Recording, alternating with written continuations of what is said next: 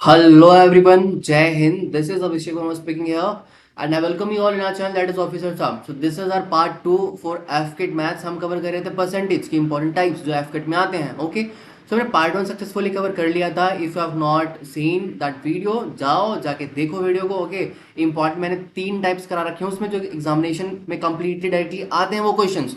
ठीक है, and we can say वो PYQ बेस्ड है. एंड ये जो आपको स्क्रीन पे क्वेश्चन दिख रही है ये ऑब्वियसली एग्जामिनेशन में पूछा हुआ क्वेश्चन है. ठीक है, ओके, चलो देखो हम बेसिकली कुछ टाइप्स और बचे हैं वो कवर करेंगे इस वीडियो में, है ना. वीडियो बहुत छोटी होगी, something around 22 minutes, that's it. Okay, so video में पूरी बने रहना एंड सारे टाइप्स को कवर करना. ठीक है, ये PDF जो है मैं अपने टेलीग्राम ग्रुप में सेंड कर दूंगा, वहां से आप डाउनलोड कर लेना और रिवाइज कर लेना. ठीक है, चलो. हाँ, यहाँ ओके. सो हम क्वेश्चन यहाँ से देखते हैं. स्टार्टिंग क्या है? A reduction of 20% in the rate of sugar enables Sudhir to get 6 kg more sugar for 960 rupees. What is the reduced rate of sugar per kg? Question कह रहा है ना, समझो पहले बातों को. क्वेश्चन कह रहा है सुधीर जो है वो चीनी खरीदने गया मार्केट में, है ना. चीनी की प्राइस क्या थी? वो 20% कम थी. अभी देखो चीनी की प्राइस 20% कम हुई, इससे क्या हो गया? सुधीर को 6 kg वो ज्यादा चीनी ले पाया. कितने रुपए में? 960 रुपए में. So what is the reduce rate of sugar पर केजी? अब मुझे पूछ रहा है वो कि कितना पैसा कम हुआ चीनी का, मतलब एक्चुअल पैसे बताओ जो चीनी का कम होके अभी आया है. बात समझ आई? चलो ओके. यहाँ पे देखो, एंड जिनको भी ये चीजें नहीं लग रही होंगी, that is E = P × C. So please आप जाके फर्स्ट पार्ट देखो, है ना, उसके बाद इस वीडियो को देखो, you will get a clear idea. ठीक है, एंड वो पार्ट बहुत इंपॉर्टेंट है, बहुत इंपॉर्टेंट. ठीक है, जाके पहले देखो उसको, फिर इसमें आओ. ठीक है, ओके, तब ये बात ज्यादा अच्छी समझ में आएगी. ठीक है, चलो. ये क्या है? देखो, E = P × C का मतलब होता है expenditure is equal to price into consumption. अभी क्वेश्चन में देखो क्या कहता है, प्राइस जो है ना 20% घट गई.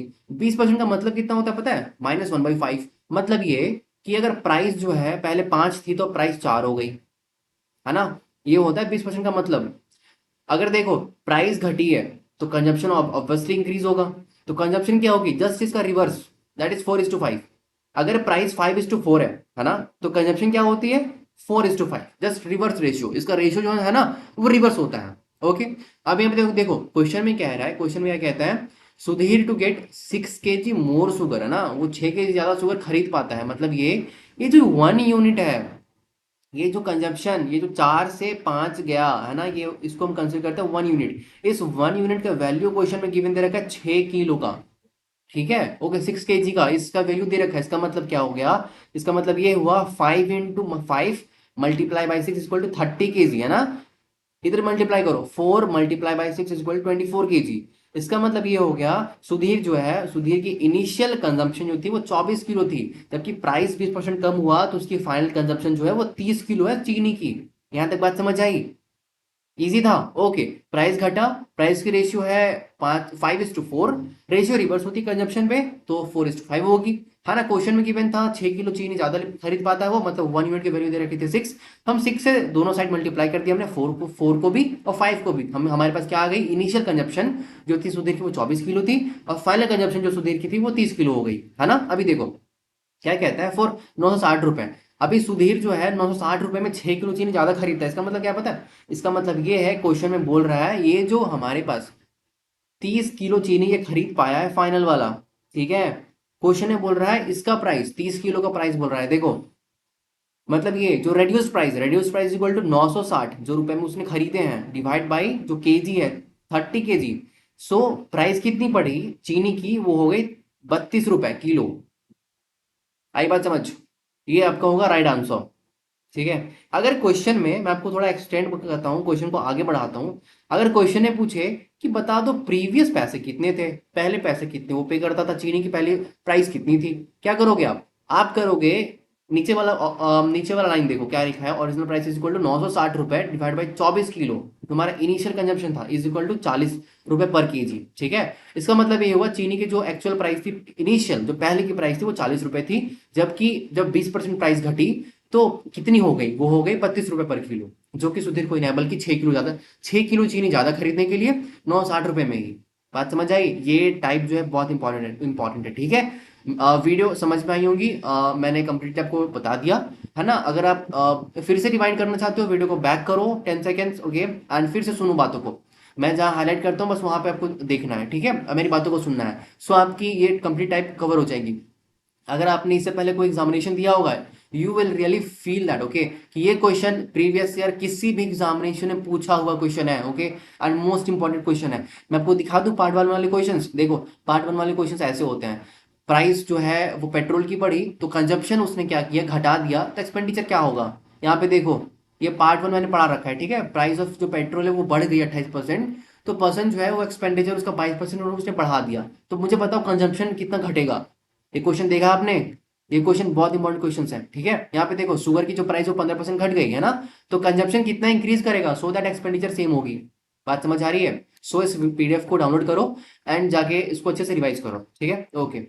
चलो नेक्स्ट आ जाओ। एक छोटा सा हमारे पास कॉन्सेप्ट और है, वी कैन से फॉर्मूला है। क्या फॉर्मूला है हमारे पास, रिवेन्यू कितना है कि पता है। लेट्स अज्यूम आप एक थिएटर ओन करते हो, थिएटर मतलब cinema hall, okay.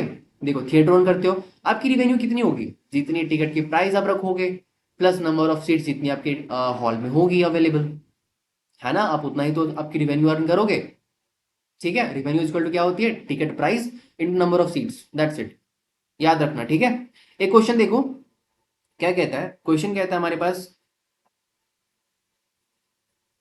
when a price of an item was reduced to by 35%, किसी चीज का जो प्राइस है वो 35% घट गया, है ना, then it sales was increase by X%, तो उसका सेल्स जो है ना, देखो अगर पैसे घटेंगे प्राइस घटेगा तो उसकी सेल्स बढ़ेगी ऑब्वियसली, है ना। आगे पढ़ो, क्या कहता है, if there is an increase of 17% in the receipt of the revenue, अगर रिवेन्यू में 17% का इंक्रीमेंट है तो मुझे बताओ वो जो एक्स की वैल्यू क्या थी, मतलब कितना सेल जो इंक्रीज हुआ ये बता दो, है ना। तो देखो, रिवेन्यू इज इक्वल टू, हमने क्या पढ़ा, रिवेन्यू पढ़ा हमने ticket price into number of seats, तो बात वही है ना, रिवेन्यू अदर कहां से जनरेट कर सकते हैं, दैट इज कितना प्राइस होगा कितना का हमने सेल्स किया, ये फॉर्मूला भी तो सेम है ना, ओके। चलो आ जाओ, हम अगर सेल्स निकालना चाहें तो कैसे निकाल सकते हैं, इस फॉर्मूले को मॉडिफाई करो and you will get revenue divide by price. अगर रिवेन्यू को हम डिवाइड करेंगे प्राइस से, you will get we will get sale, है ना। अभी देखो, हमने अज्यूम किया रिवेन्यू हमारी जो थी वो 100 रुपए थी, है ना, ओके। क्वेश्चन के अकॉर्डिंग 17% इंक्रीज हुआ, हमने इसको 17 इंक्रीज कर दिया ना, ठीक है। चलो देखो, क्वेश्चन ने बोला 35%, है ना, जो प्राइस रिड्यूस हुई, तो 35% का मतलब कितना होता है पता है, 35 डिवाइड बाई 100, दैट इज 7/20। अगर पहले इनिशियल प्राइस 20 है तो अभी क्या होगी, -17 करो, दैट इज 13 होगी, 13। ये बात समझ में आ रही है ना आपको, ओके। 35% को हमने पहले फ्रैक्शन में किया, एंड फ्रैक्शन में करने के बाद हम क्या करेंगे, उसका 20%, सॉरी जो 20 है, 20 है वो इनिशियल है ना, 17 उसमें से रिड्यूस हो रही है, फाइनल क्या आ गया हमारे पास 13। अगर आपको ये बात अगर समझ में अभी तक भी नहीं आई हो, आप क्या कर सकते हो पता है, प्राइस जो आइटम की वो 35% कम हो रही है, इसका मतलब क्या पता है, अब मान लो कि 100 रुपए थे पहले, अभी उसने 35 रुपए घटा दिए, इसका मतलब कितना हो गया आपके पास, इसका मतलब आपके पास हो गया 65 रुपीज। आप अब डिवाइड करके देखो 100 और 65 को, and you will get the right answer, that is कितना मिलेगा आपको, 20:13, ठीक है, ओके। चलो देखो, तो क्या हो गई पता है, प्राइस जो है वो 20:13 हो गई, यहां तक क्लियर है ना। जो रिवेन्यू है वो 100 से 117 हो गई, प्राइस जो है वो 20 से 13 हो गई, क्योंकि प्राइस तो घट रही है। अभी यहाँ पे देखो क्या करेंगे पता है, इसको डिवाइड करेंगे, क्यों डिवाइड करेंगे, क्योंकि हमने अभी जस्ट देखा, इस वाले फॉर्मूले के अकॉर्डिंग सेल्स निकालने के लिए हमें रिवेन्यू में से प्राइस को डिवाइड करना पड़ता है, इजी है, ओके।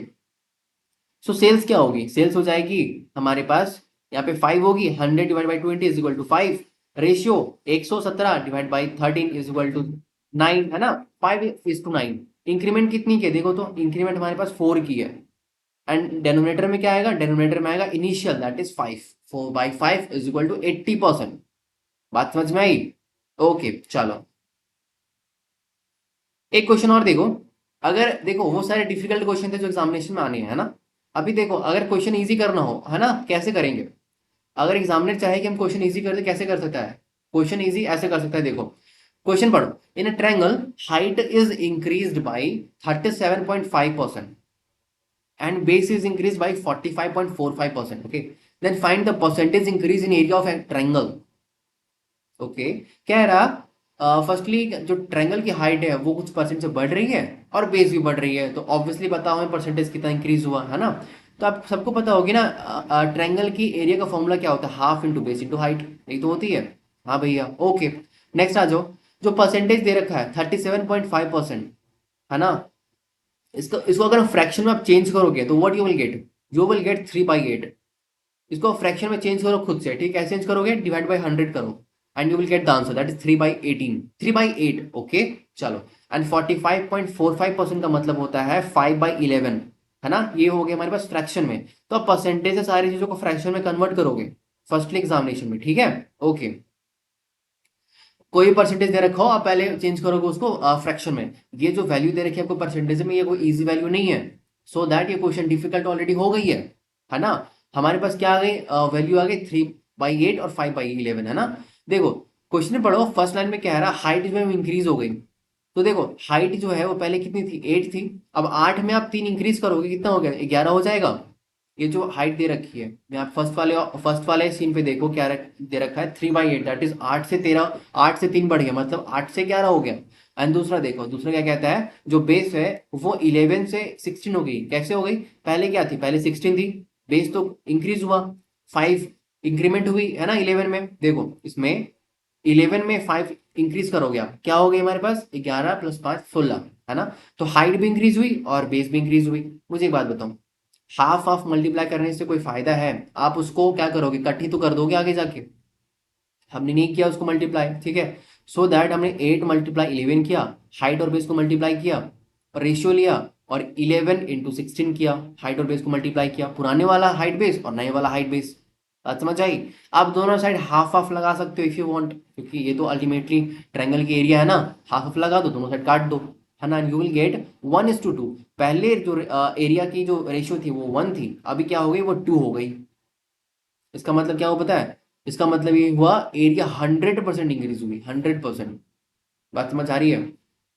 चलो, right answer is option number B, ठीक है। ओके, नेक्स्ट आ जाओ। ये एक कॉन्सेप्ट दे रखा है, क्या है, income is equal to expenditure plus saving. ये इजी क्वेश्चन में आता है, ठीक है। इनकम जो होगा वो एक्सपेंडिचर कितना आप एक्सपेंड करोगे प्लस कितना आप सेव करोगे उस पे आएगा, है ना। हमने शॉर्ट पे लिखने के लिए क्या किया, इसको हमने लिखा I is equal to income is equal to that is expenditure plus saving, ठीक है। चलो आगे देखो, Raghav spend 80% of his income. Raghav जो है वो 80% अपनी इनकम का वो खर्च करता है। If his income increase by 12%, अगर उसका इनकम 12% इंक्रीज हो जाएगा, then the saving decrease by 10%, उसका सेविंग 10% इंक्रीज हो गया, है ना। Then what will be the percentage increase in his expenditure, उसके एक्सपेंडिचर में कितने की इंक्रीमेंट आएगी वो बताओ। तो देखो हम क्वेश्चन को अपने इस फॉर्मूले के अकॉर्डिंग मोल्ड करेंगे। कैसे करेंगे, देखो हमें क्या पता है, हमें पता है इनकम इज इक्वल टू क्या होता है, एक्सपेंडिचर प्लस सेविंग होता है, ठीक है। इनकम हमने मान लिया पहले 100 रुपये था।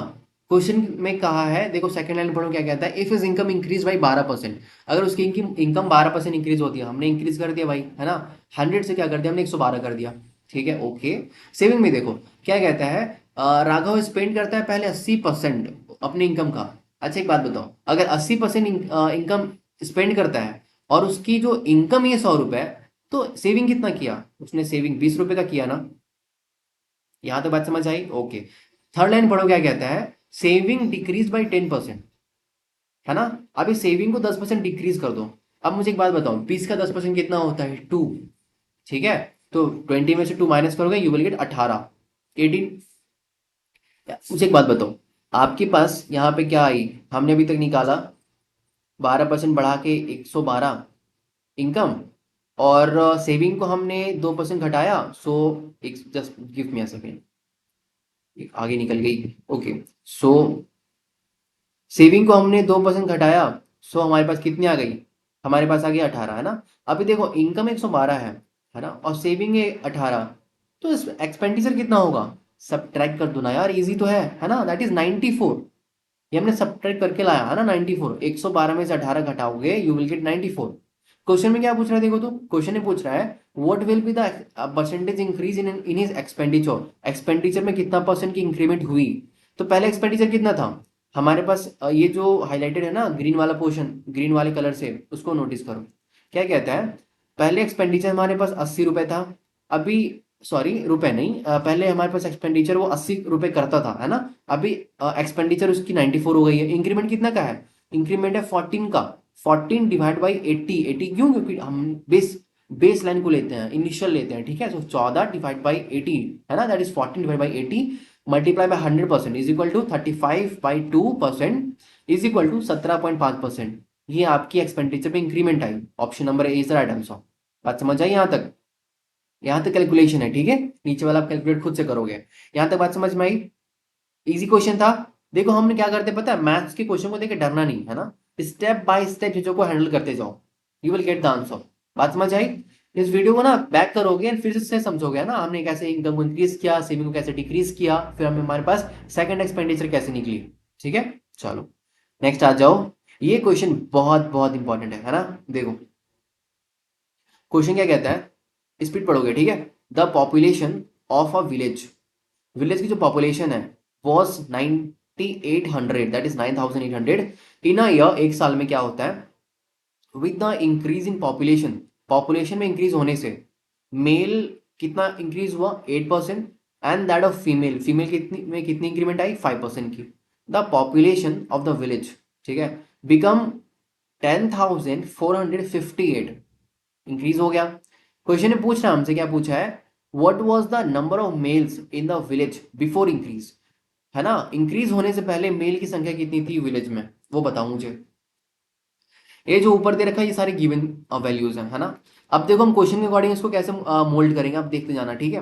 फर्स्ट लाइन क्या कहता है, पॉपुलेशन कहता है 9,800 थी, इसका मतलब मेल और जो फीमेल है उसकी जो वैल्यू थी और जितनी नंबर ऑफ पॉपुलेशन है वो 9800 है। ऑब्वियसली ये तो क्वेश्चन में गिवन दे रखा है। कहता है मेल की जो परसेंटेज है वो 8% इंक्रीज हुआ है ना। फीमेल की जो इंक्रीमेंट है वो 5% की इंक्रीमेंट है। यहाँ से आप मुझे एक चीज बताओ, है ना, आप मुझे सोचकर बताओ, अगर मेल में 8% इंक्रीज है, फीमेल में 5% इंक्रीज है, कॉमन कितना परसेंट इंक्रीज है? आप अगर देखोगे तो कॉमन इंक्रीज है 5% का दोनों में, देखो, है ना। हमने इसको बस ऐसा थोड़ा सेपरेट करके लिख लिया, ठीक है, दैट इज 5% प्लस 3%, 8 तो हो गया ये, है ना। इसको हमने फिर 5% लिखा। अभी तक हमने कुछ किया ही नहीं है ना। अभी देखो ये इंक्रीज होकर कितनी वैल्यू आई, ये तो क्वेश्चन में गिवन है 10,458 दे रखी है क्वेश्चन में, ऑब्वियसली दे रखी है। ठीक है, चलो अभी देखो हम क्या निकालेंगे, फर्स्ट ऑफ ऑल ये 9,800 में ही तो 5% का इंक्रीमेंट हुआ था, है ना, इस पे तो इंक्रीमेंट चल रही है। तो देखो ये 5% निकालो ऑफ 9,800 का, आपको ये निकालनी है ना, जो इनिशियल वैल्यू दे रखा है इसका 5% निकालो, जो क्वेश्चन में गिवन है, जो कॉमन परसेंटेज है, हमारे पास क्या आ जाएगी 490 रुपए, है ना।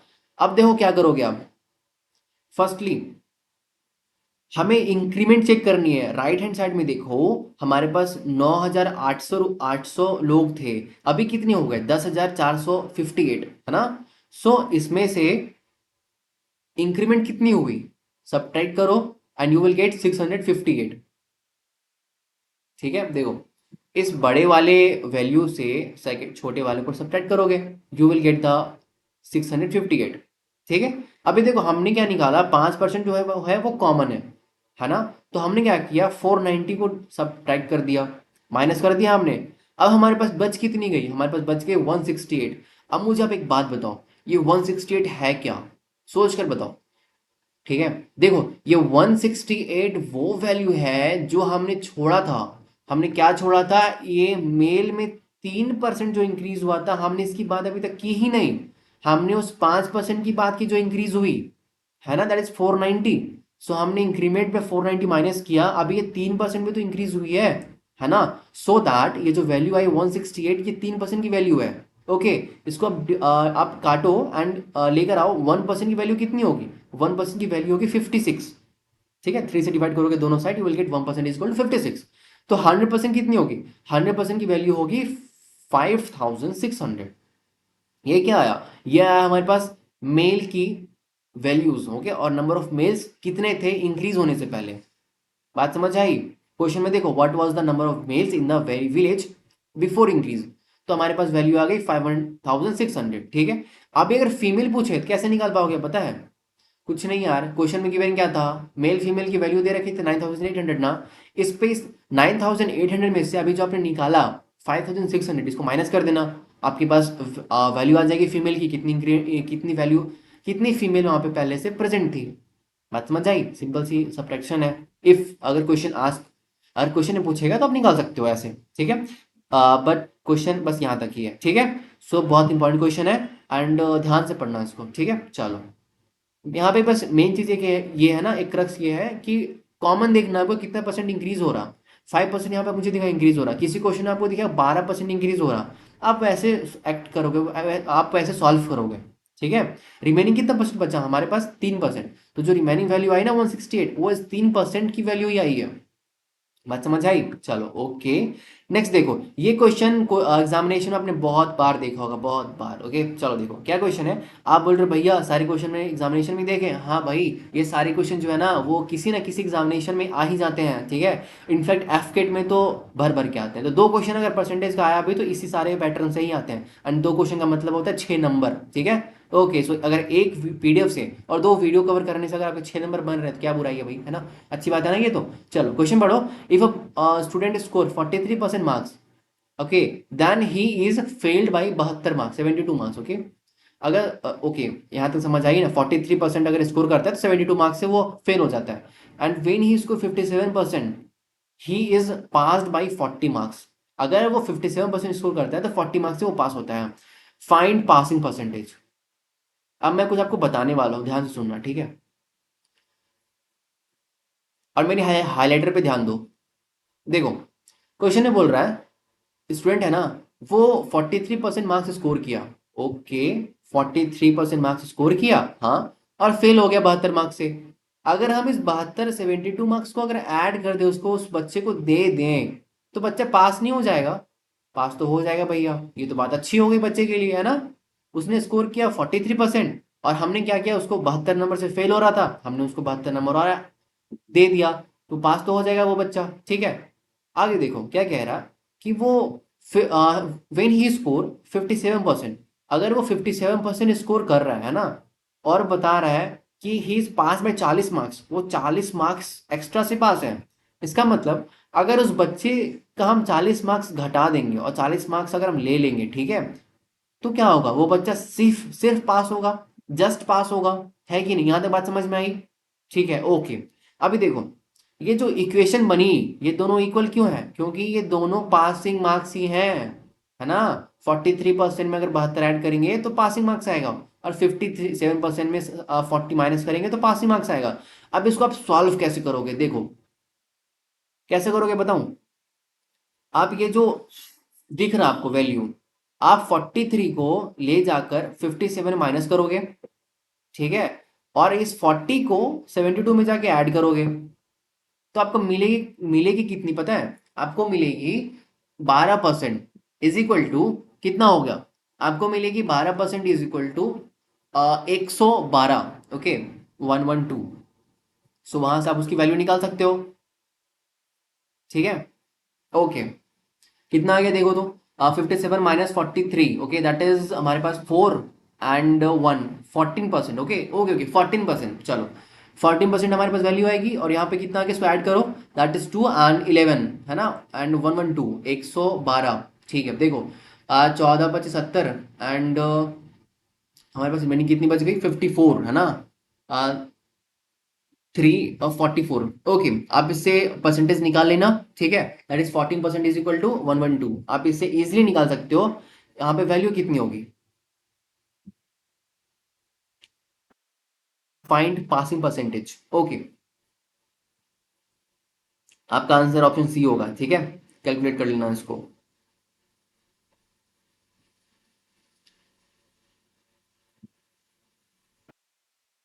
इसको सॉल्व करोगे ना आप, you will get a number. Okay, आपको एक नंबर मिलेगी, वो नंबर होगी 100% की। ठीक है, उस 100% क्या करोगे आप पता है? उसका 43% निकाल के 72 ऐड करोगे, देन उसको 52% आपको निकालनी पड़ेगी। ठीक है ओके। थोड़ी सी कैलकुलेशन है बट आप कर लेना, है ना? मेन जो क्रक्स था वही बस यही है। ठीक, चलो मैं इसको इरेज कर देता हूँ ताकि आप कंफ्यूज ना करो बाद में। ओके, नेक्स्ट आ जाओ। नेक्स्ट हमारे पास एक क्वेश्चन और है। देखो क्वेश्चन क्या कहता है, क्वेश्चन कह रहा है, चलो मैं स्काई ब्लू ले लेता हूँ, है ना? The value of a machine, जो मशीन की वैल्यू है वो घटती है ना, डिक्रीज होती है एवरी ईयर, हर साल, एट द रेट ऑफ 5%। अगर इस साल उस मशीन की वैल्यू 100% है तो अगले साल हो जाएगी 95%, देन अगले साल हो जाएगी 95% में 5% घटेगी, ना कि 90% होगी। अंडरस्टैंड? ओके। देन फिर उसके बाद जो घटेगी वो 5% नहीं, 85 नहीं होगी, वो 90% में उसमें 5% घटेगी। बात समझ आ रही है?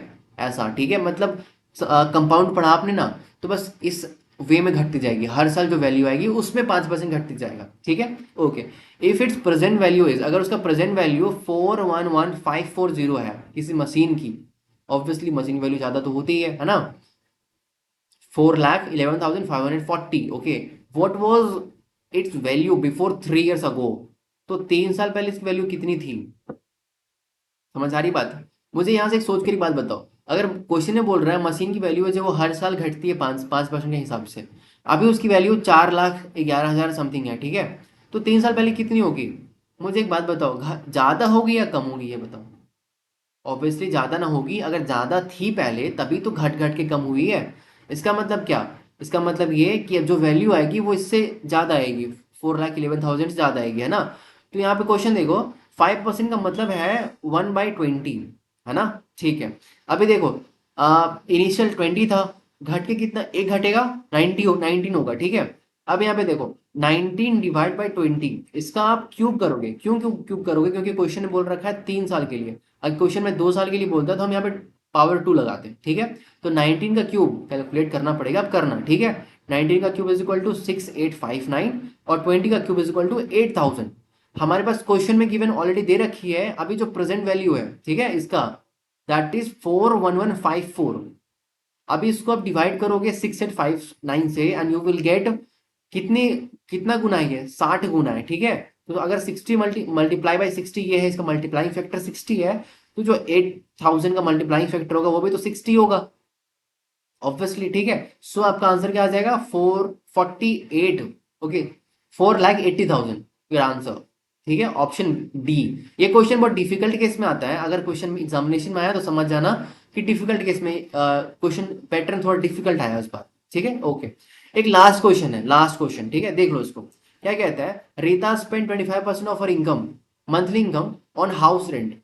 रीटा जो है वो अपने हाउस रेंट का 25%, सॉरी, अपने इनकम का 25% खर्च करती है हाउस रेंट पे, और 30% ऑफ द रिमेनिंग इनकम, जो अब इनकम बच गया 25% खर्च करने के बाद जो बच गया उसका 30% खर्च करती है फूड पे, ओके।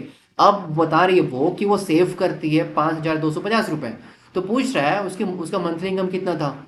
यहाँ पे देखो हमने क्या सीखा, अभी तक हमने सीखा जो भी परसेंटेज दे रखी है उसको आप रेशियो में पहले कन्वर्ट करो, दैट इज, यहाँ पे देखो -25%, ये रेशियोज में कितनी होगी, ये परसेंटेज से फ्रैक्शन में कितनी होगी, दैट इज 1/4, ठीक है।